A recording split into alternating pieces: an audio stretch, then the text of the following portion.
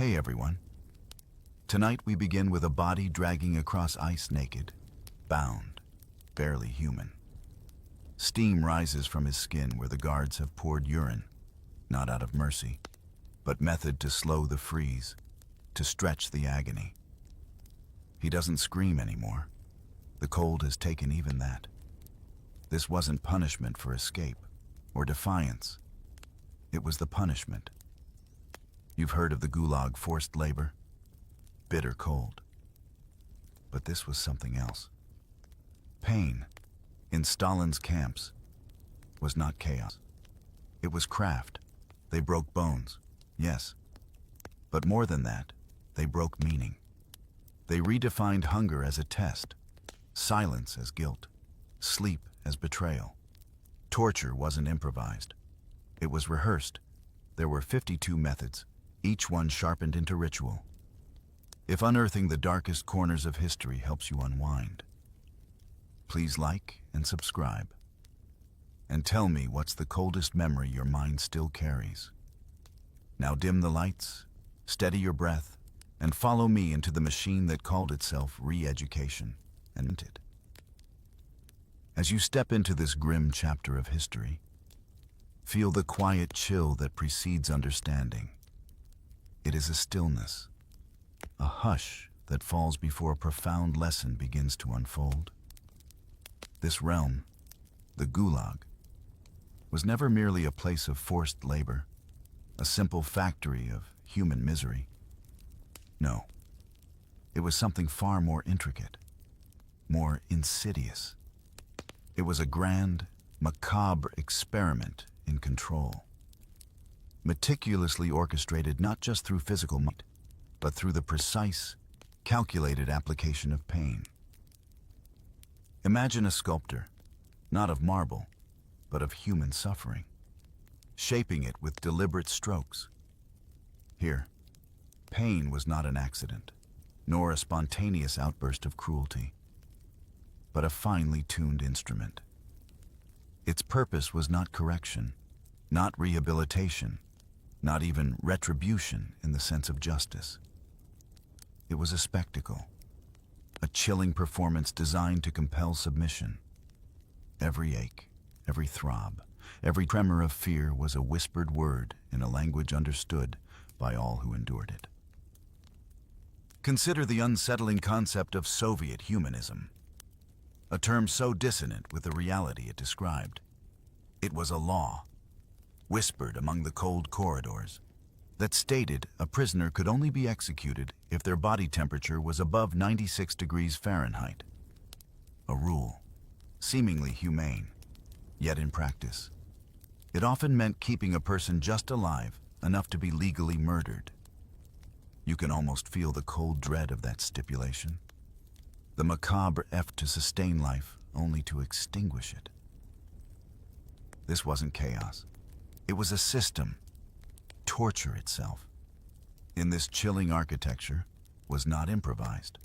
It was standardized, refined, taught.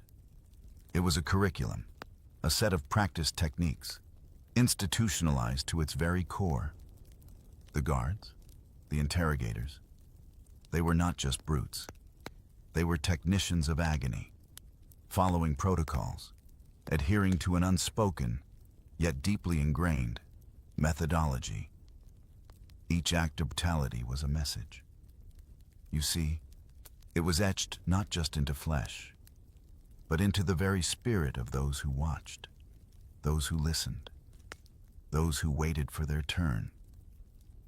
It spoke through the screams that echoed off frosted walls, through the silent tremors that ran through a line of men, through the very suffering that became an art form. The cold, indifferent stone of the cell walls seemed to absorb these messages, to hold them in its very being. This wasn't about punishing a transgression. It was about defining the very boundaries of existence within the Gulag. It was a quiet, relentless declaration. Here, you are nothing. Here, we are everything. Your pain is our power, and your suffering is our sermon. And so, with this quiet understanding, you begin to grasp the depths of what was to unfold. A journey into the heart of a darkness meticulously crafted, one agonizing whisper at a time. The air itself seems to carry the faint, metallic scent of iron and the ghost of a distant, muffled groan. Now, let your mind drift to the unyielding vastness of the Russian winter. A landscape painted in shades of unforgiving white and steely gray. Here, the very air itself becomes a weapon, and the cold, not just a discomfort, but a slow, creeping assassin. You are stripped bare, the last remnants of threadbare clothing torn away, leaving your skin exposed to the biting assault of the elements. Your limbs are bound, not tightly, but just enough to restrict, to ensure that the struggle for warmth is utterly futile. Then, you are left, or perhaps made to crawl, across the pristine, cruel expanse of snow. Each inch of movement is an act of defiance, a desperate, silent prayer against the inevitable. The sharp, frozen granules dig into your skin, 1,000 tiny needles piercing what little warmth remains. You feel the slow, insidious creep of numbness, starting from your extremities, your fingers and toes, a gentle tingling that gradually morphs into a profound, aching void. And then, the unspeakable. The guards, their faces impassive beneath heavy fur hats, approach. You hear the splash, feel the sudden, shocking warmth. Then the swift, horrifying chill as liquid douses your body. It is urine, hot for a moment, then freezing almost instantly, creating a cruel, temporary barrier against the complete surrender to hypothermia. This is not mercy. It is a calculated prolonging of agony, a twisted adherence to the humanism that demands a certain body temperature for an official death. They want you to linger, to suffer just a little longer, to feel the cold's embrace before it claims you fully.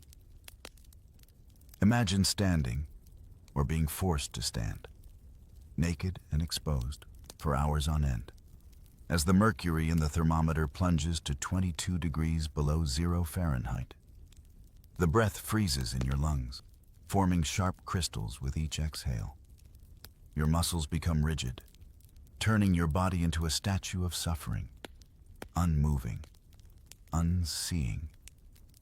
You hear the distant hum, the mechanical whine of something approaching. And then, the sudden, violent hiss of water. Fire hoses, high above on the watchtowers, unleash torrents of icy water onto new arrivals, already shivering, already on the brink. The impact is a shock, a brutal baptism into this frozen hell, a final salt that strips away any illusion of human warmth or dignity. The water instantly crystallizes on skin, forming a delicate, agonizing layer of ice. The goal, you see, was never immediate death. Not in this particular protocol. It was a more subtle, more cruel objective to freeze you just enough, to bring you to the very precipice of death's chill embrace, yet pull you back, just barely, so that tomorrow, the agony of your still working limbs could be harnessed for their purpose. This was a daily dance with death, a whisper of hypothermia, a reminder that your very existence was a precarious negotiation with the vast, indifferent cold. The wind carries the ghost of an unheard shiver across the desolate landscape, a subtle symphony of suffering played out in silence. Beyond the relentless bite of the cold, another, more insidious weapon was deployed, a quieter, yet equally devastating force: hunger. Imagine its slow, persistent gnawing, a constant companion that whispers promises of release while tightening its grip. Here, in this world, sustenance was not a right, but a privilege, earned only through relentless, often impossible, labor. Your food rations, meager as they might have been, were inextricably tied to the quotas you were expected to meet. Failed to lift enough timber, failed to break enough rock, failed to dig enough earth, and your already sparse meal became even less. The stomach, a hollow drum, echoed with the quiet despair of empty promises. You feel the persistent ache, the dizzying lightheadedness, the slow erosion of your strength as days turn into weeks, and weeks into months. This starvation was not accidental. It was deliberate. A tool precisely calibrated to weaken the body and subdue the spirit. Every ounce of energy became a precious, dwindling resource. Even the smallest infraction, a misplaced tool, a moment of rest too long, an imagined slight in the eyes of a guard, could result in a punitive cut to your rations. The very air you breathed seemed to taste of scarcity, and the sight of food, any food, became a haunting, elusive dream. For those who dared to protest, to refuse this slow death, a different, more violent form of forced feeding awaited. The hunger strikers, their bodies already skeletal, their resolve a fragile flame, were subjected to the brutal intrusion of a rubber tube. You can almost feel the choking sensation, the burning agony as it was forced through the nasal passage, down the throat, delivering a meager gruel that offered no comfort, only pain. Blood, a dark, viscous stream, often followed the tube's path, and convulsions racked the emaciated bodies. This was not nourishment. It was a punishment in itself. A grotesque mockery of care designed to break the will. It was a forced consumption that stripped away the last vestiges of human agency, leaving only the raw, animal instinct to survive. Among the guards, a detached, chilling humor sometimes surfaced. They would make wagers. You can almost hear their low voices in the distance. A casual cruelty that curdled the blood. Will this one succumb to the cold first, or will the hunger claim him? It was a game, a grim calculation played out with human lives as the stakes. The slow, relentless march of starvation, combined with the bitter embrace of winter, created a silent, unceasing torment. Your own body, once a source of strength, becomes a landscape of pain, a constant reminder of its own profound emptiness, a canvas upon which the brutal reality of the Gulag etched its deepest lessons. The quiet rumble of your empty stomach is the only sound that truly matters, a ceaseless, internal monologue of deprivation.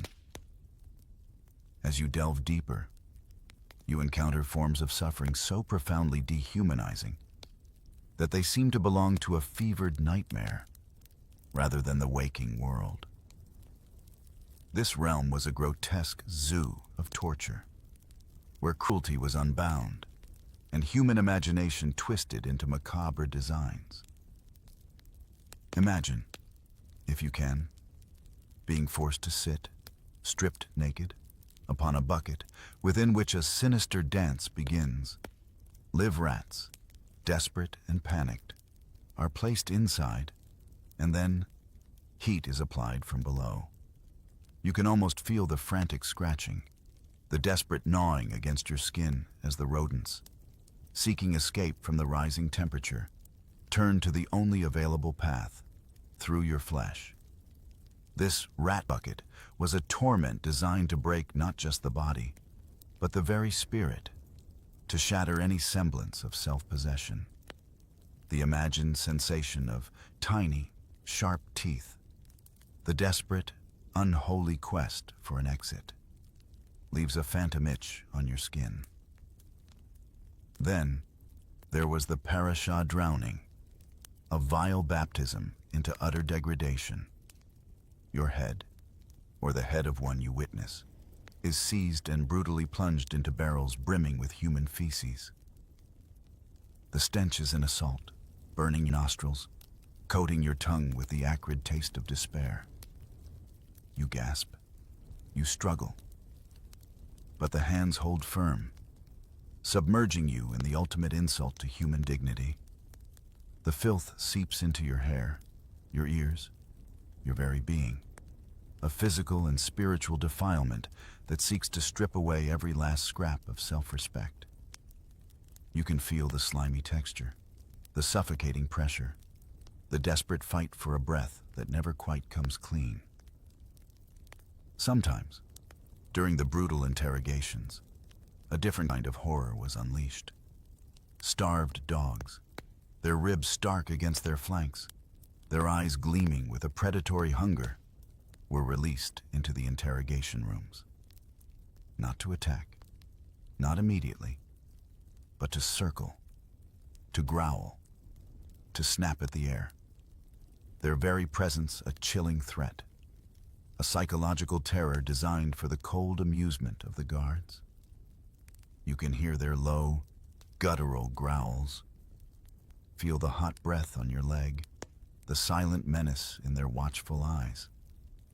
The unspoken promise of their hunger hung heavy in the air. Or perhaps you find yourself bound, exposed, and left upon an anthill. The small, relentless creatures, driven by instinct, begin their slow, agonizing ascent, their tiny mandibles nipping and biting, an endless, irritating torment that gradually escalates into a searing, widespread agony. Each sting, each bite, is a reminder of your utter vulnerability, a slow, meticulous unraveling of composure, until the body screams from the 1,000 pricks of pain. You feel the crawling sensations, the building inferno on your skin. And then, there were the rubber bags, tightened over the head, meticulously, slowly, until the oxygen supply dwindled to nothing, until the pressure built, relentlessly, inside the skull, pushing, forcing, squeezing, until, in a horrifying finality, blood, a dark, viscous trickle, would seep from the orifices, a silent testimony to the unbearable pressure, the ultimate suffocation.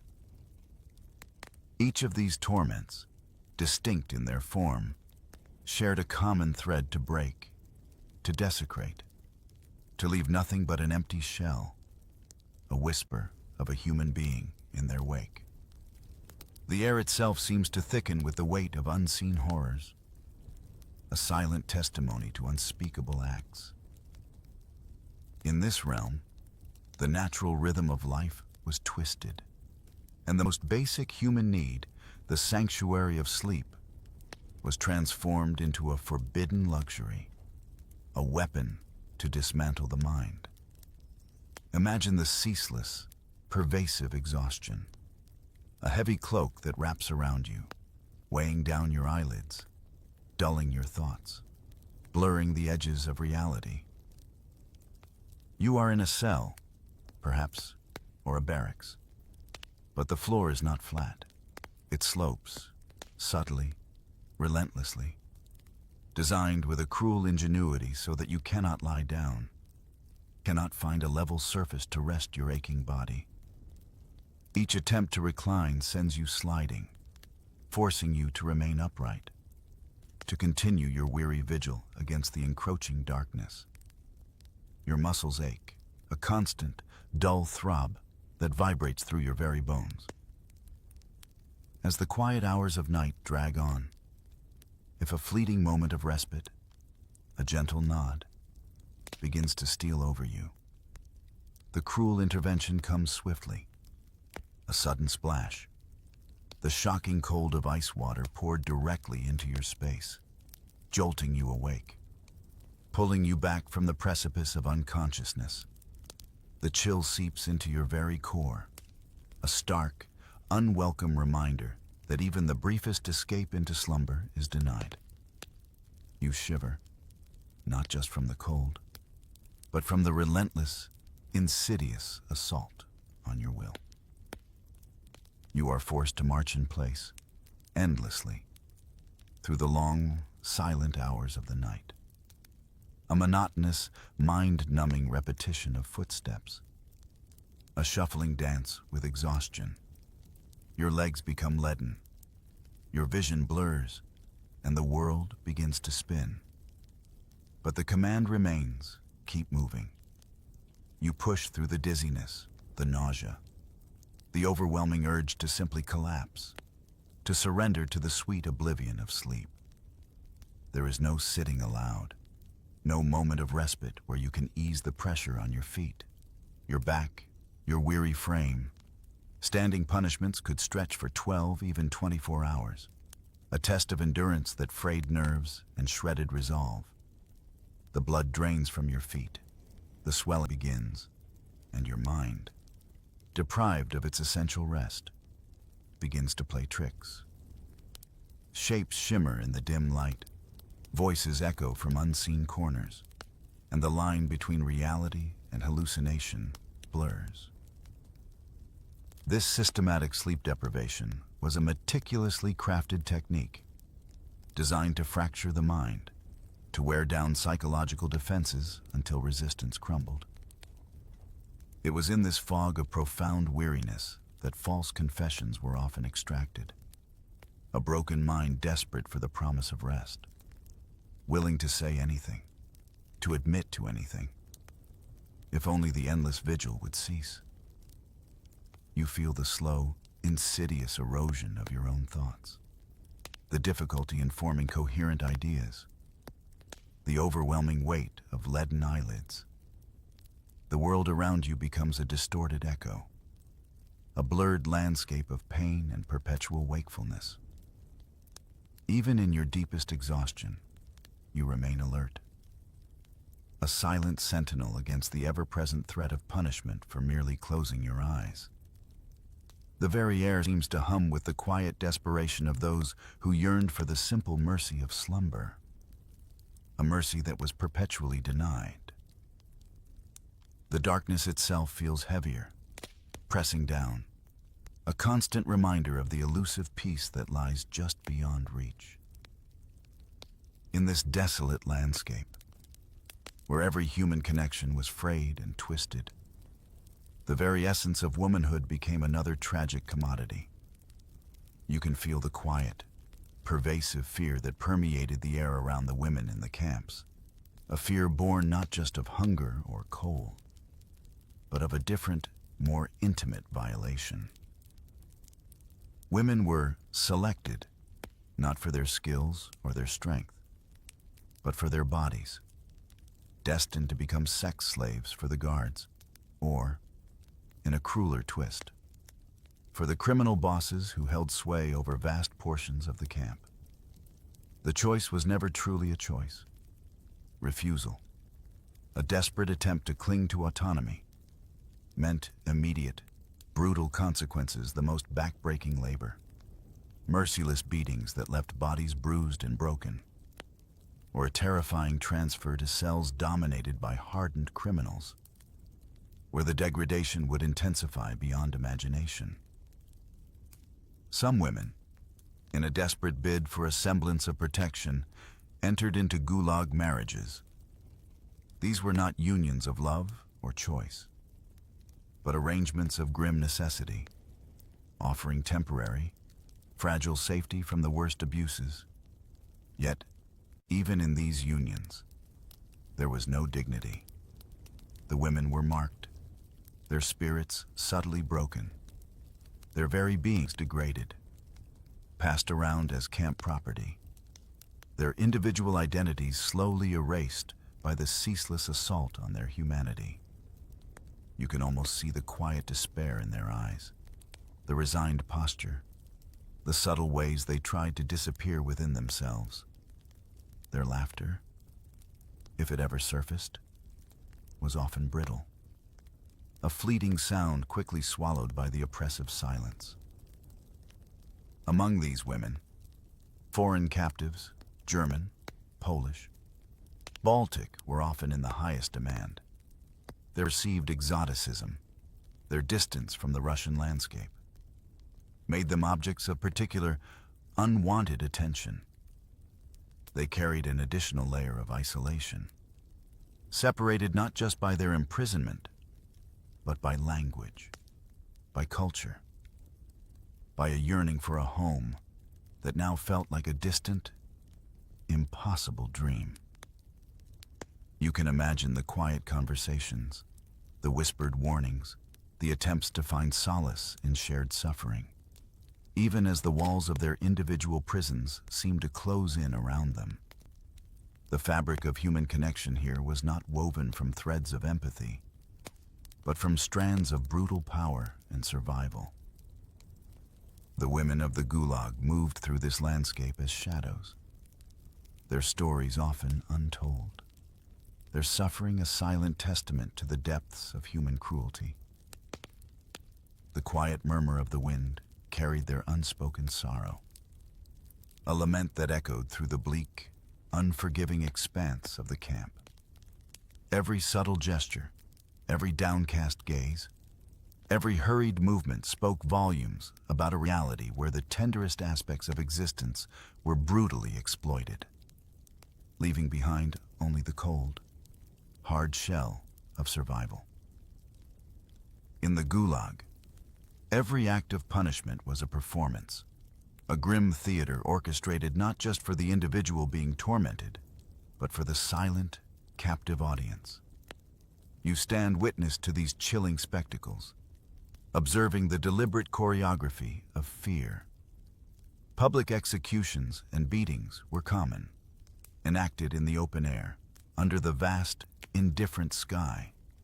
Their purpose clear: to instill terror, to crush any nascent spark of rebellion, to remind every living soul of the absolute, unyielding power that held them captive. You hear the sharp crack of the whip, the dull thud of a body hitting the ground, the collective gasp, quickly stifled, that runs through the assembled prisoners. The air itself seems to crackle with unspoken dread, a silent agreement not to challenge the system. In a twisted parody of sport, prisoners were sometimes forced to fight each other to the death. Two emaciated figures, their bodies bruised and broken, pitted against one another, their desperate struggle a source of sick amusement for the guards. You see the raw desperation in their eyes, the agonizing choice between their own survival and the life of another, equally condemned soul. It was a further erosion of humanity, a final plunge into the abyss of degradation, designed to annihilate any lingering sense of solidarity or compassion. The silence that followed such an event was heavier than the sounds of the fight itself. Humiliations were woven into the very fabric of daily life, designed to strip away identity and pride. Heads were shaved, not just for hygiene, but as a symbolic act of dehumanization. Obscene markings, crudely cut into the skin, became permanent brands of shame, a public declaration of one's reduced status. You can almost feel the cold blade, the sting of the incision, the profound violation of one's own body transformed into a canvas for degradation. These were not random acts. They were precise, calculated assaults on the spirit. The cruelty often extended beyond the individual, reaching out to grasp at the tenderest connection's family, to extract a confession, however false. The loved ones of a prisoner were arrested, interrogated, and subjected to their own tortures.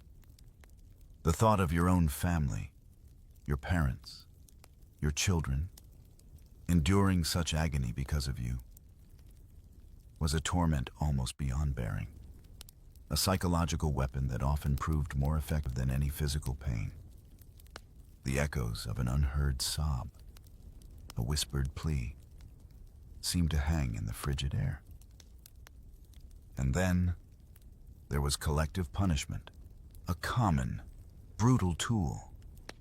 Guilt by association, a phantom charge, would lead to entire groups suffering for the perceived transgression of one. Rations would be cut for an entire barracks, extra labor assigned to a whole brigade, or worse. Innocent individuals would be chosen for public beatings.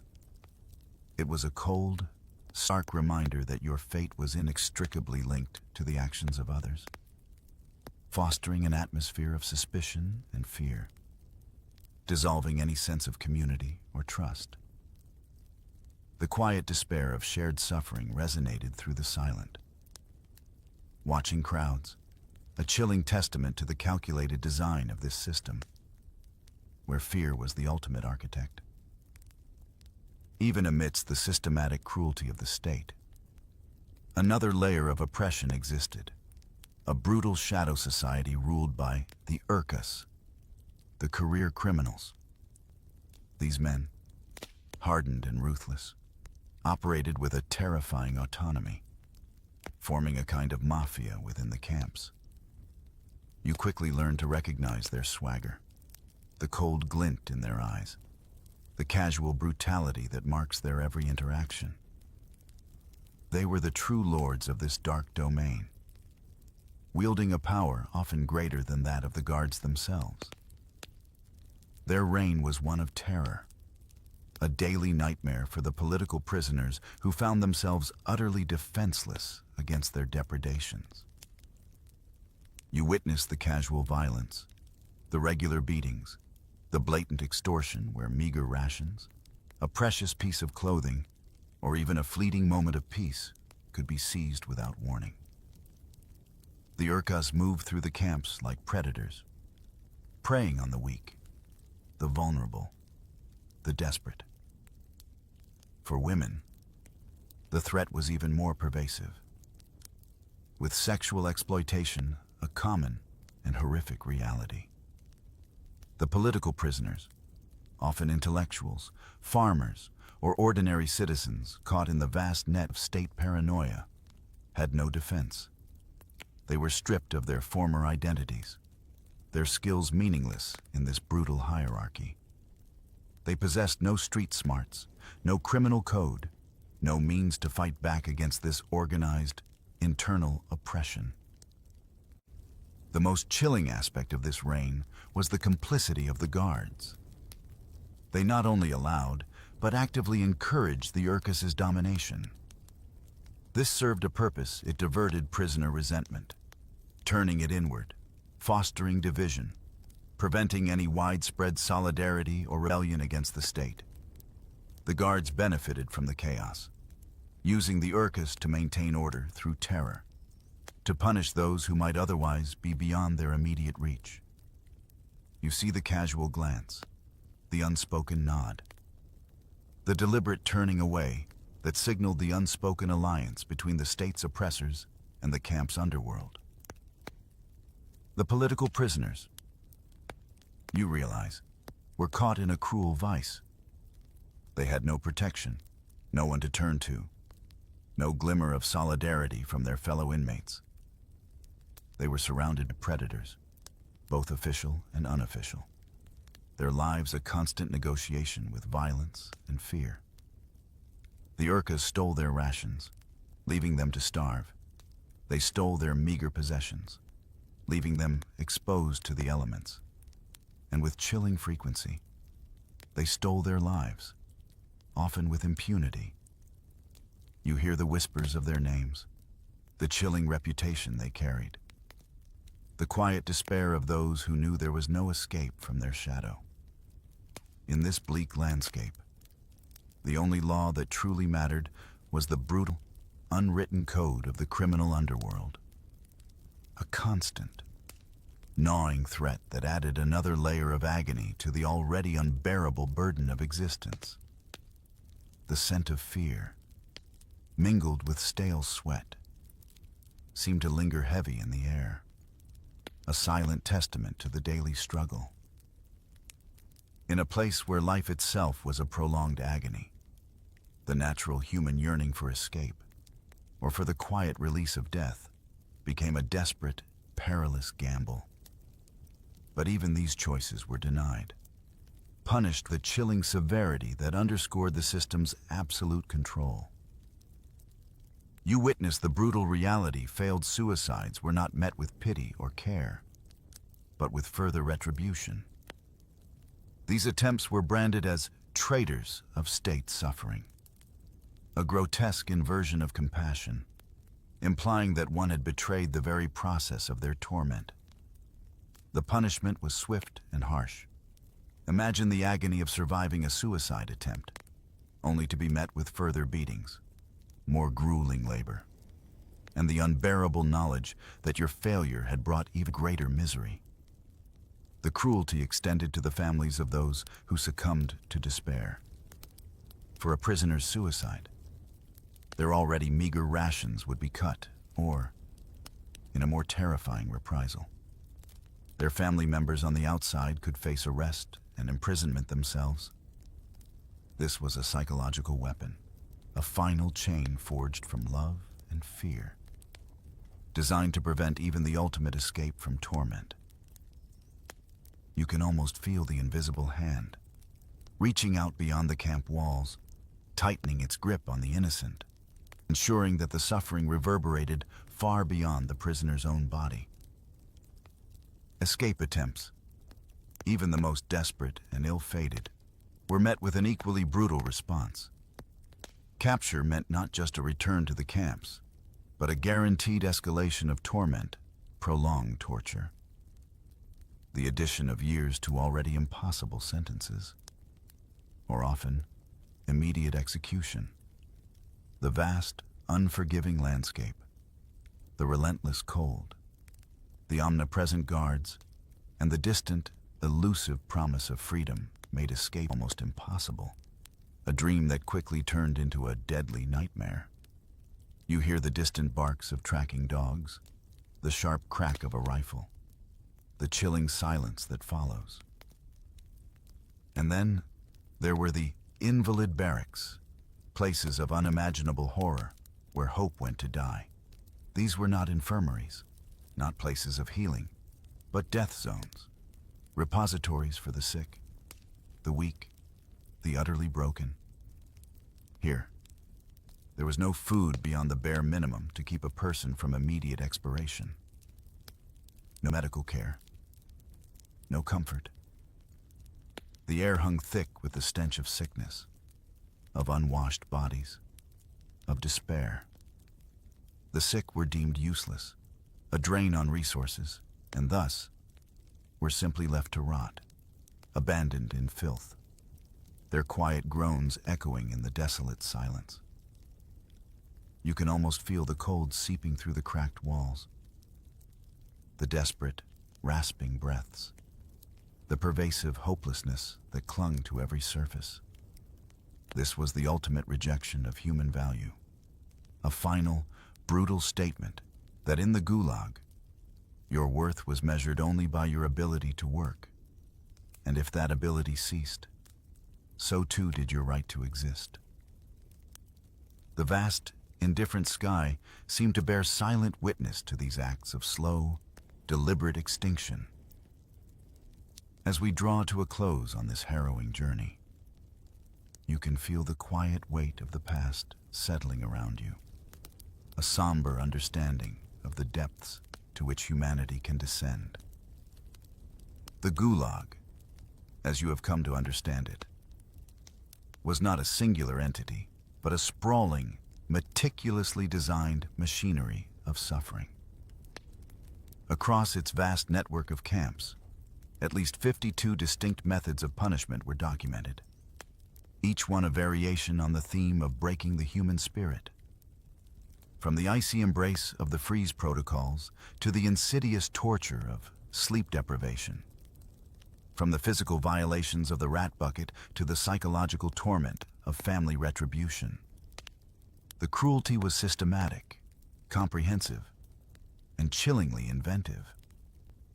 These were not random acts of individual sadism, but codified practices, an institutionalized science of pain. And the chilling legacy of these methods did not vanish with the closure of the camps. You can almost feel the faint, insidious echoes reaching into later periods. Western intelligence agencies, including those within the United States, and certainly the KGB itself, studied and, in some instances, adopted elements of these techniques. The understanding of how to break a human being, how to extract information through systematic torture, became a dark knowledge passed down, adapted, and reapplied in different contexts across different borders, long after Stalin's passing. This is a quiet, unsettling truth that lingers, a testament to the enduring nature of such dark innovations. Yet, despite the immense scale of this suffering, justice remained a fleeting, almost mythical concept. Few, if any, of those directly responsible for orchestrating these atrocities, carrying out these daily horrors, ever truly faced accountability. Their names are largely lost to the official record, their crimes buried beneath layers of bureaucratic silence and political expediency. The perpetrators moved on, their acts unpunished, leaving behind only the scars on a nation's soul. You sense the quiet injustice, the unaddressed imbalance that weighs heavy on the historical record. Our understanding of this period, of these specific terrors, comes not from grand monuments or official histories, but from the fragile, courageous voices of the survivors. Their testimonies, pieced together from hastily scribbled drawings, from the clandestine pages of memoirs written in secret, from the rare, fragmented documents that escape destruction, paint a vivid, horrifying picture. These are the whispers from the past, the quiet courage of those who chose to remember, to record, to ensure that the world understood what transpired within those desolate walls. You hear their distant voices, soft yet firm, carrying truths that refuse to be silenced. Though the barbed wire was eventually cut, though the wooden barracks crumbled and were reclaimed by the taiga, the Gulag's cruelty, its dark lessons, outlived its physical walls, the psychological scars, the societal trauma, the profound questions about human nature and the capacity for both evil and resilience continue to resonate. The shadows of those years linger, a quiet warning woven into the fabric of human history, reminding us that suffering, when systematized, when made the point, can leave an indelible mark, one that echoes not in a scream, but in the profound, unsettling stillness of its aftermath. And perhaps, as you reflect on these truths, you find a certain quiet resolve, a stillness that comes from confronting the darkest corners of the human story. Understanding that even in the bleakest landscapes, the simple act of bearing witness holds its own quiet, profound power. Till the GI is fighting in the Vietnam War, it was a vital lifeline providing food, ammunition, medical assistance, and fire support in just a few years of operation. It was the difference between life and death to thousands of men. The Huey helicopter Vietnam War was to Huey. War, it was not a ground war, it was a hawk outdoor world. Vietnam was a brutal conflict. Huey gunships changed UMAS. Army tactics and the way modern wars have thought as their lethal guns wrought havoc on the Viet Cong. They considered us to be the mortal enemy because they'd seen what we'd done to them with those Gatling guns. They hated us. The Huey not only revolutionized the U.S. Army's thinking, it changed the face of aviation forever, using rare archive film and color reenactments. Battle Stations goes right inside the Huey helicopter, shows its role in combat and the everyday do-or-die existence of its crews. Helicopter development dates back to the early part of the 20th century. When the first rotary wing flight took place, full-scale development soon began to attract many flight enthusiasts, including Igor Sikorsky, a Russian immigrant to America, who in the 1930s managed to get his rotary machine in the air. At the same time, a brilliant and American engineer, Arthur Young, was also experimenting with rotary wing aircraft, using models he discovered that independently hinged blades follow the movement of the mast, and by fitting a stabilizer bar to the mast, the performance improved dramatically in 1941.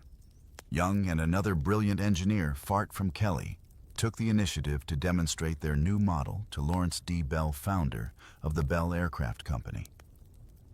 Gentlemen, young kids called and said they'd like to come and talk to him. That was all right, Young and bored Kelly. They had a model helicopter. It plugged in the wall. He had a rotor on it, and they could guide the thing, and they landed on Mary Bell's desk. He was absolutely amazed. Larry Bell agreed to build 2 full-scale prototypes, designated the Model 30. Arthur Young is seen here lifting one off the ground. For the first time, the project was centered in an old garage in Gardenville, New York here.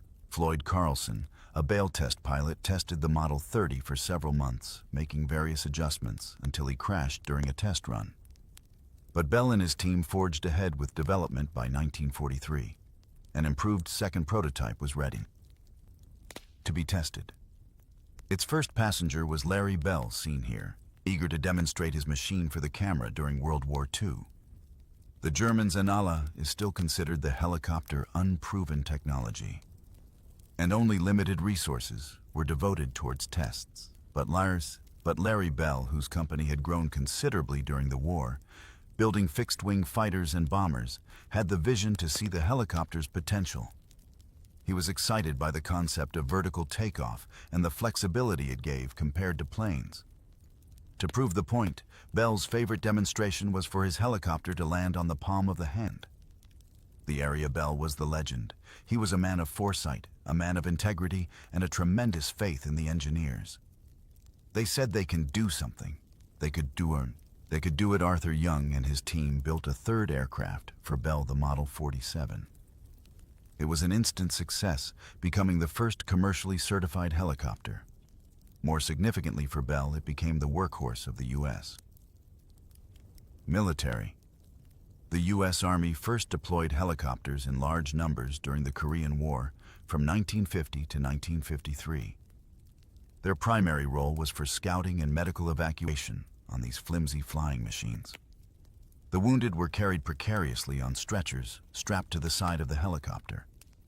It was here that the mass units, or mobile army surgical hospitals, would create the first helicopter legend. Korea had provided the U.S. Army with much valuable information on the use of the helicopter in war and its possible effect in future conflicts. The integration of helicopters in the place of ground vehicles to permit units to do recon, to maneuver, to do fire support, in other words. Of everything had happened in combat by the use of air mobility, and the helicopter was so key to that. It was just a natural answer to the Army's requirement. After the Korean War ended, the Army asked American manufacturers to design a new utility helicopter, wide enough to carry a stretcher inside the fuselage, and with an 8,000-pound payload at the time. Helicopters were powered by piston engines.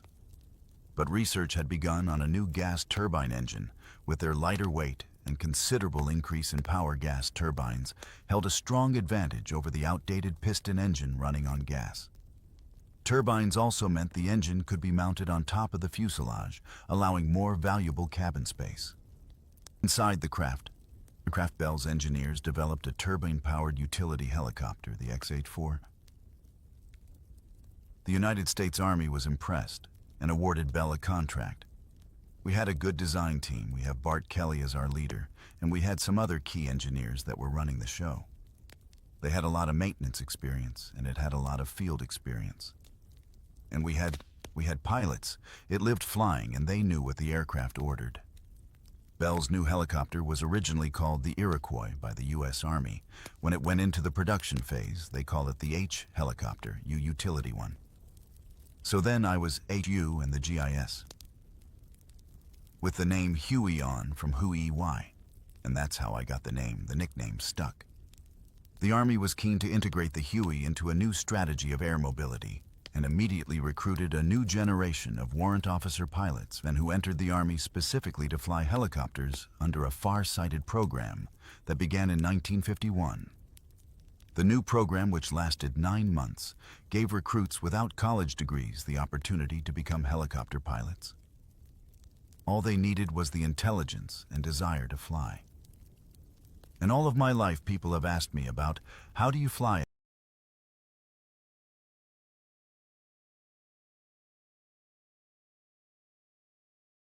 a helicopter? I've always tried to come up with a nice analogy about, well, how flying a helicopter is a lot like, and then you're stuck because there's not really anything a lot like it. You must use both hands and both feet simultaneously, and you have to move them in a variety of directions. Some are dependent on the other, and some are not. The left hand is the collective, which controls going up and down on your right hand. You have a cyclic stick which makes the aircraft nose go up and down, or back and forth and left and right. The trick comes when you do what's called hovering, and that's stopping a helicopter in mid-air.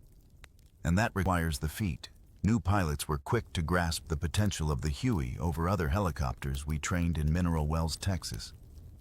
And I flew a huge helicopter there, and in the last 2 months at Fort Rucker, Alabama.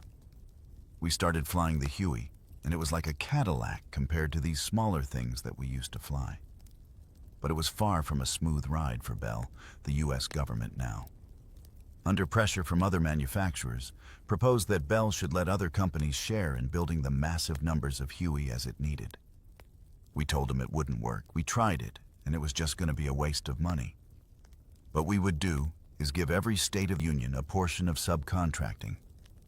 And we used to have a great big map of the United States, and each state was colored with how much money it got. And that's the way we kept the program a sole source of bail.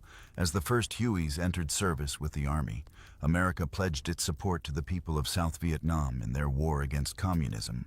The war, in which would become a weapon of legend, was about to be in the spring of 1962. The first Hueys were sent to assist the people of South Vietnam, locked in a brutal struggle with communist insurgents. Vietnam had been a French colony until 1954.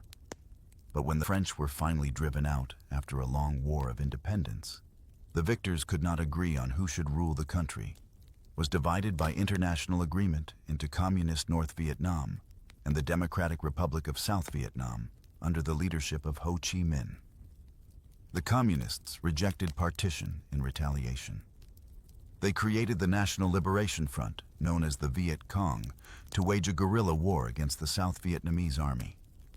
Originally, the American government only intended to send military advisors to support South Vietnam, but it soon became clear that unless they undertook major combat missions themselves, the South would not survive.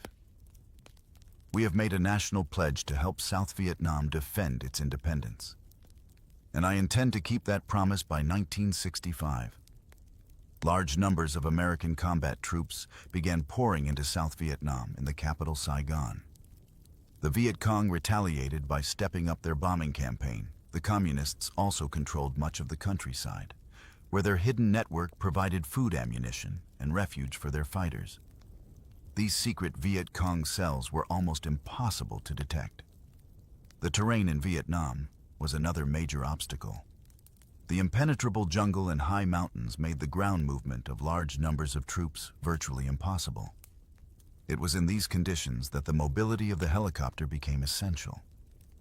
But for the newly arrived pilots flying in Vietnam for the first time, was a shock. I just couldn't really believe it was happening.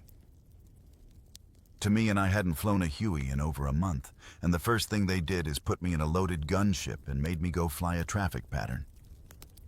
And I nearly crashed because I had never flown one loaded. Like they say, he's too dangerous in flight scope, and that's my first impression. That I wouldn't as good as I thought I was. In Vietnam, the majority of Hueys were used for utility work. These were known as slicks and were each capable of transporting 8 fully armed troops. Slicks had a 4-man crew: the pilot and co-pilot, a door gunner, and the crew chief, who had 2 different roles on the ground, naturally. Your mechanic, you're responsible for daily inspections, which you're looking for. Obvious things that are wrong with the helicopter. When you were in the air, you were actually just a door gunner. However, we sat on the left-hand side. The crew chiefs did, because the instrument panel up front was offset. I could look between the pilot's seat from my cubbyhole right there at the back, and I could read all the engine instruments and monitor things on slicks. The regular door gunner sat on the right-hand side. The toughest part about being a door gunner is there's so many people depended on us, and you had to be alert all the time. I mean, you had to be looking everywhere and listening, because you know when I want a gun, because a bullet goes off around you, makes a popping noise, and that's the first thing you start looking for: a muzzle blast. And so you're not just flying through the air doing nothing. You're constantly observing the ground. The Viet Cong soon learned to aim their automatic weapons, have been slow-moving, and troop transports with helicopter losses, mountain of the landing zones. It became clear the slicks needed more than their own door gunners to suppress enemy fire. The need for an armed gunship to act as escort became a matter of life or death. Many B-model Hueys were immediately converted into gunships. A variety of weapon systems were developed and implemented. Door gunners also tried new tactics, leaning out on the skids. They would fire underneath the gunship, but this soon proved extremely dangerous. They finally gave us some harnesses to wear so we wouldn't fall out of the choppers. So it was a beginning, you know? It was not like nobody had ever done it before it. But no one ever been in a combat situation. We had to lean out of a helicopter almost upside down. And I can't tell you the number of times I'd fallen out, and they'd pull me up eventually. Quad machine guns were mounted on the turret and fired by the co-pilot, while some Hueys were armed with the lethal 7.62 minigun manned by the door gunner that could fire up to 4,000 rounds per minute on regular missions, an average of 2. Huey gunships escorted a force of 8 Slits gunships, never carried troops, needing to give all available cabin space to weapons and ammunition. More muscle was also added by incorporating various rocket pod combinations, 24 on a pod on one side, 24 on a pod on the other side. When we first got to there, we would try to shoot like 4 2 times, and we didn't have the accuracy with 4. And if you shot all 48, you'd back up 20 feet, and it scared the hell out of, because you feel like you've fallen down. But we can shoot to the time pinpoint. Accuracy as the war in Vietnam escalated. Many in the U.S. military felt the unique qualities of the Huey could be used to form a well-armed mobile force that could respond rapidly to enemy operations. In July 1965, a new unit, the 1st Air Cavalry Division, equipped with nearly 500 helicopters, arrived in Vietnam to begin the longest tour of duty in American combat history. The air cavalry was specifically designed to perform classic cavalry missions, riding quickly to battle in a helicopter instead of on a horse. They were the only division in the world whose units were trained to work with and depend solely on the helicopter tactics. Were pioneered by the 1st Squadron 9th Cavalry Regiment under the command of the flamboyant Colonel Jim Stockton. John Stockton was the outstanding cameraman to begin with because of the training that he gave the squadron before they deployed. Right from the beginning, they were an outstanding unit in combat against the enemy. I personally feel easier the father of air cavalry when I took over the squadron. I just built upon what he had already trained in. It was one, if you are in the 1st cab, you're in a special unit. You are making history. You are doing something that no one ever done before. This wasn't like hitting a beach, that this was flying a flying machine that no one had ever fought a war with. And it was a piece of history I don't really remember any bad equipped with Hueys. The air cavalry immediately went on the offensive, their mission to search out and destroy the enemy. The Huey was our horse, honey. We rode it, read through the war. It took us everywhere we wanted to go. as in the horse cavalry of home. Air cavalry commanders were expected to lead from the front. Every troop commander, I wanted to be intimately knowledgeable of what was going on the ground in the LZ, as well as around the LZ. I never did see how a commander at any level could be really on top of everything. Unless you were right in the middle of it, the air cavalry used scout helicopters to search for signs of the enemy once contact was made. The well-armed squadron swept out of the sky, destroying the opposition with its massive firepower. We were very lethal. The VC haters, they hated us because we could see him, and we could blow the hell out of everything we saw. Then enough firepower in a matter of months, the air cavalry in their battle ready. Hueys had earned a reputation as aggressive fighters. But as the demands of the Vietnam War changed daily, and the pressure increased on helicopter crews, the Huey would be forced to take on multiple roles. It was well on its way to going from workhorse to legend. The war in Vietnam was one in which the speed of deployment of men and firepower was vital. By 1966, 500,000 American and 750,000 South Vietnamese were fighting in South Vietnam. The Huey had become a crucial element in the logistic support of these men. In addition to regular combat sorties, the Hueys would also fly ash and trash missions, the routine fetch and carry duties of a part and parcel of supporting U.S. and South Vietnamese forces. Slicks would fly 2 to 3 times as many hours as gunships. When gunships went out, they went out to kill people. We went out every day to do everything imaginable, and literally, you carried people and anything that needs to be carried, the demands of war in Hueys. Often transported loads that far exceeded their normal weight limitations. The flying skills of the pilots were pushed to the limit. We load them until they would not hover. And we used the springs in the sked too. A lot of times he's pick it up as you were slide and get it up about a foot and have him drop it and bang up in the middle. You'd usually recall off the skids to pop it into the air. The dumped tropical climate of Vietnam often hampered ground support of the helicopter fleets. The highly trained ground crews sweltered in the heat of summer and endured the cold downpours of the seasonal monsoon rains. Rotor blades had to be constantly changed, their surfaces eroded by the sand blasting from fine dust during takeoffs. The Huey's blades were originally expected to last 1,000 flight hours. But in Vietnam, this dropped down to 200 hours. The combination of the climate and the demands of war caused heavy wear and tear on the Hueys every 25 flying hours they would go into maintenance for. A pretty basic inspection. And if you're flying a lot, that's about every 3rd day. At 100 hours, it was a periodic inspection that was much more thorough, and every 300 hours, the engine had to be overhauled to keep the weight down. The Huey was made of light materials, which made it vulnerable to small arms fire. A helicopter is made of aluminum and plexiglass. The aluminum is so thin that you could shoot through it with a .22 caliber bullet. We wore an armored plate on our chest, and we were sitting in armored seats, but your lower half of your body is totally exposed. Your entire head is exposed, and then there's parts hanging out. Of course, they're exposed. Being hit by enemy fire was a constant threat on every mission, in case the pilot and co-pilot got shot. There's a red handle down the back of their seats that we can pull. And whichever one we need to roll out of the seat literally falls back when you pull the body out.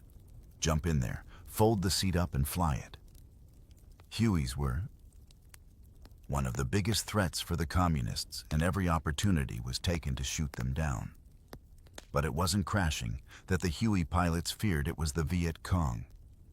The instructions were to kill all helicopter pilots. There was a 25,000 gold reward on any helicopter pilot, and they wanted him dead. We did so much damage to him, they considered us to be the mortal enemy, because they'd seen what we had done to them with those Gatling guns. It was hard for them. Unless they had a deep hole to get into, those things would really do a trick when you had them working. And they hated us. In addition to the myriad of roles taken on by the Huey, it was also designed to be a medical evacuation helicopter. The medevac missions were known as dust-off. By the troops, dust-off units were autonomous and consisted of 6 Hueys working within a specific geographical area. Each Huey had pilot, co-pilot, and 2 medics, one also acting as crew chief. The bravery of these crews was legendary. The dedication of the pilots was exemplified by Michael and Novosel, a Congressional Medal of Honor winner. If you've flown just one mission where you saved a life. But it sort of grows on you. It's catchy, it's almost narcotic. You realize that you have this ability to help. Sometimes that really and truly you're extending a man's life. Not all Army pilots could fly a medevac Hewitts, which were equipped with advanced flying instruments. Most of the pilots at that point of the war were not instrument qualified in the dust of business. Because the nature of the missions, flying under instrument conditions, was absolutely necessary when the weather closed in and the job had to be done in Vietnam, 51% of combat casualties were due to small arms fire, 10,000 U.S. Servicemen lost a limb to booby traps and mines. It was therefore a huge boost to troop morale to know that they could be evacuated from the battlefield to an Army hospital in an average of 100 minutes of the 390. 1,000 Army wounded. Transported during the war, 90% survived. Much of the credit for this success was due to the rapid response of the dust-off crews by late 1967. The American forces had steadily closed in on the Viet Cong. But the Communists were about to launch an ambitious new offensive they hoped would turn the tide of the war. The legendary attack would stretch the Huey and its crews to the limit early 1968. The Communists were preparing to launch a major offensive against South Vietnam that would provide the greatest challenge to the Huey and its crews. To date, their aim was to spark an uprising to coincide with Tet, the traditional Vietnamese New Year, and topple the government. They hoped this mass destruction would force the Americans to rethink their policy and withdraw from Vietnam on January the 30th. Zeros and Viet Cong and North Vietnamese regulars mounted simultaneous attacks in more than 100 towns and cities. I was one of the few helicopter pilots in the air when the Tet offensive started, and we'd been up on a Firefly mission to gunships and a slick with about 12 landing lights hooked up to shine down on the river and catch their sandpans as they moved some last minute. So we looked up and we actually thought they set off a nuclear bomb on homebodies. Many of the helicopter units were taken by complete surprise. They probably took out 3 or 4 of our Hueys just mortar hits, which 6 flyable gunships out. 8, they went up when they came back that day. We had non-legally liable, they were shocked toehold. We've got the other 2 up and about 3 days later. None of the 8 were legally flyable. The Americans and South Vietnamese were stunned by the scale of the offensive. We put a strike in, and then we couldn't find a place to refuel, because every place was under attack. And so anyway, I wound up refueling right in the middle of a firefight. And they actually quit shooting as I landed on this run play. And we just put in enough to knock the fuel light off. The Tet offensive was the first time the U.S. forces fought large numbers of North Vietnamese and Viet Cong in face-to-face time in the cities and in the countryside. Every inch of ground was bitterly contested. Casualties on both sides mounted. Huey crews were pushed to the limit as they flew double their usual number of missions. There was no front line in Vietnam, and the Allies used their superior mobility to transport reinforcements to the numerous battles raging around the country. Although Tet was a great propaganda coup for the Viet Cong, they suffered massive losses. As a consequence, 32,000 were killed in the first 2 weeks against 3,000 South Vietnamese and 1,000 Americans. The Tet offensive revealed how vital our mobility was to American strategy. Without the Huey, the speedy movement of troops around Vietnam's treacherous terrain would have been impossible. The Huey was to remain the key element in all future campaigns. American commanders realized cohesive action by aircrew and helicopter-borne infantry on combat assaults was essentially the Communist forces were to be contained. Careful operational planning would also minimize losses. Once the Hueys reached the battle zone, they would circle for 10 minutes, during which the Air Force would strike the gunships, would then unleash their weapons into enemy positions near the landing as soon as the helium would come in. We drop our loads into 4 rockets at a time, and we peel out crew chief on the left. would lean out on the skids and shoot everywhere that we're flying into. And I would lean out on the skids on the other side, but, you know, they're so up like this, and I'd shoot everything behind us so that they couldn't shoot us as we were pulling out. And the next chopper would come in, be doing the same thing. A colored smoke grenade was dropped to mark the landing zone. This technique of using different colors was adopted to avoid the enemy laying down its own smoke. As a decoy, slicks descended in a stepped formation, each one at about 45 degrees to the side and rear of the leader, high enough to avoid rotor wash when you're going into an LZ. It's unbelievable how the turbulence works. In other words, to put a helicopter down on the ground, you have to have an air cushion, and when the turbulence is churning off the helicopters in front of you, it blows the cushion out from under you, and it's like a controlled crash, and you best know what you're doing, or you're fixing to bang it into the raspberries. As the Hueys flew in, the Viet Cong concentrated their fire on the approaching helicopters. You under anti-aircraft cannon at high level, and at low level you are under a K-47, and when you will land on the landing zone, you are under artillery or mortar fire. That a 3-layer of fire you encounter, and it is very dangerous, and that is the sitting target for the Army. The confusion that just reigns supreme in a person's mind during your first combat assault is just beyond the description. There are bombs going off, rockets going off, there are gunships flying by. The M60 start chattering, the ground is burning. If people on board, or there's a memory in hearing back, you know. Very excited about the landing, and it's just so much total confusion. And Polka, often I don't think there's any type of training can really prepare you for that. The first troops on the ground secured the landing zone, while a slicks departed for the refueling points to await orders for their return if necessary. The gunships would continue to support the ground troops. The sheer ferocity of combat in Vietnam meant that the water was given or expected.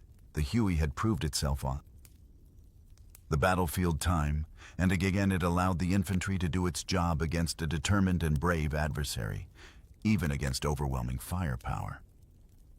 The Viet Cong were prepared to fight on at any cost, while people look at him as gooks and pajamas. They were extremely talented soldiers.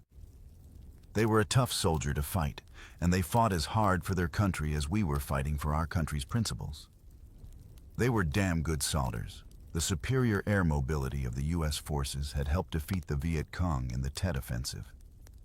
But the Ho Chi Minh Trail, a series of communist supply routes winding through the jungle, was still open, supported by Huey's American Special Forces teams, were deployed to search out and destroy this vital Viet Cong lifeline.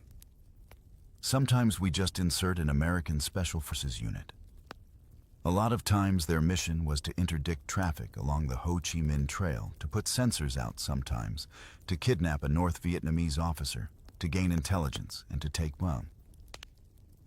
captives. When landings were impossible, Special Forces units, such as the Green Berets or Rangers, would parachute into action. Sometimes they would swing down on 120-foot ropes in a technique known as rapidly secrecy, was the key to successful operations.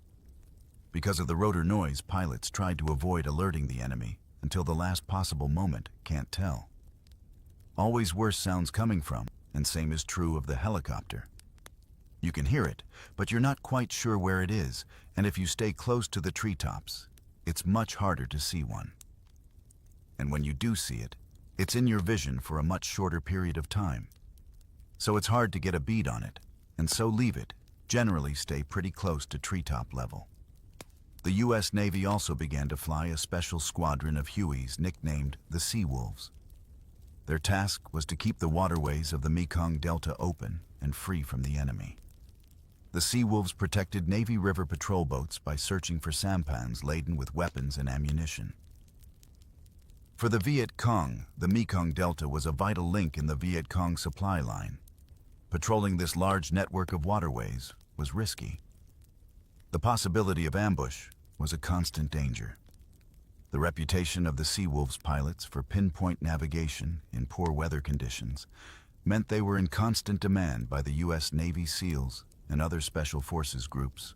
On August the 29th, 1969, Daniel Kelly was on a mission to drop special forces into the Delta area when his Huey came under sustained fire. We no sooner dropped him off than everything just went nuts. I mean, just enemy fire everywhere, and we kept circling around low level and to try to suppress the enemy fire so we could pick these guys back up again. We flew through this one clearing as we were making our third round. It was like they had us set up. They were waiting for us. All the plexiglass was shot out of helicopter. All the instruments were shot out. Had so many bullets went through that helicopter. My icy escort was shot in half so. Nobody knew I even got hit. And I ended up having to take a spare barrel and hit my gunner on top of the head to get his attention as soon as I got hit. It was like a giant water balloon of blood just exploded all over the helicopter. With Kelly seriously wounded, the stricken Huey managed to struggle back to base. Sue's helicopters sat down. They already had a tourniquet on my leg, was left of it. The engine died, all the fuel and oil lines going into the jet engine had been shot off. We flew for about 15 minutes with no fuel. All go into that jet engine, could not explain it, even to this day as a result of his injuries. Daniel Kelly had to have his leg amputated above the knee. But without the Huey, he would have lost his life. The robustness of the Huey and courage of its crews continued to save lives throughout the war. Michael Novosel had already been flying for 7 hours on a series of medevac missions when he received an urgent request to evacuate wounded South Vietnamese soldiers from the Cambodian border. We have a mission. We really don't have to take because these are all Vietnamese troops, no American on the ground, no covering fire, no one to talk with. No way of determined who's enemy, who's friends, despite ferocious small arms fire. Norma Cell skillfully positioned his Huey for landing, skidding all over the ground in the contact area where I'm surrounded by the enemy. Also, never stopping but only moving. And as the wounded stood up, they were yanked on board by either the crew chief or the medic. Depending on which side of the aircraft, Iran Novice Elf dropped the wounded at a medical station and returned for more soldiers. Over the next 2.5 hours, he flew into the area 15 times. He was forced to abort twice and refuel you 3 times. As Novosel maneuvered to pick up the last wounded man, a Viet Cong fired his automatic weapon at point-blank range, and the empty night is a day of me. Personally, of course, he couldn't have done that without hitting. Means I was hit. Above the knee and below the knee and in the hand. And the reaction caused me to lose control. The aircraft jumped into the air and scooted off to one side. A co-pilot took control at that critical moment and nursed the Huey back to friendly territory for his selfless act of courage. Michael Novosel was awarded the Congressional Medal of Honor, every one of the 29 that we say was. I was wounded to some degree or other. Mosin had severe wounds, but they could not have lived throughout the night. And I'm sure the Viet Cong wouldn't have permitted them to, anyhow. Despite the Huey and the success of air operations, it became clear Vietnam was a war that could not be won. Public opinion had turned against American involvement. We won all that we did. Politics lost the war. Although the American presence in Vietnam officially ended in 1973, the Huey continued to fly with the South Vietnamese Army.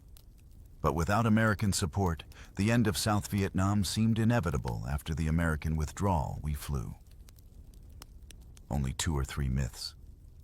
And a day the reason is, we lack of paper component. And even fewer, the artillery can only fight for our day. We can only bring very serious indeeds. Soldier back torpedo, the minor one. We just leave them all battlefield in April 1975. South Vietnam finally fell to the victorious communists. The long and bitter conflict was finally over. But the Huey's performance during the war became legendary over the course of 11 years. More than 7,000. Furious were deployed in Vietnam, flying a staggering 36 million sorters. The Vietnam War was to Huey war. It was not a ground war. It was a helicopter war of the 58. 1,000 American servicemen killed in the Vietnam War. 4,900 were helicopter crews to the men who lived and fought their war in helicopters. The Huey remains something special. I think of the Hugh as my best friend. We spent a lot of time together, and he was always good to me. and I tried to be good to him. Huey was a fantastic machine. It was beautiful. It would take you into the worst kind of hell you could go into, and almost always bring you back. Bring you back home where you were safe. I evacuated 5,589 wounded through 2,028 hours of combat, all in the Huey. Never let me down.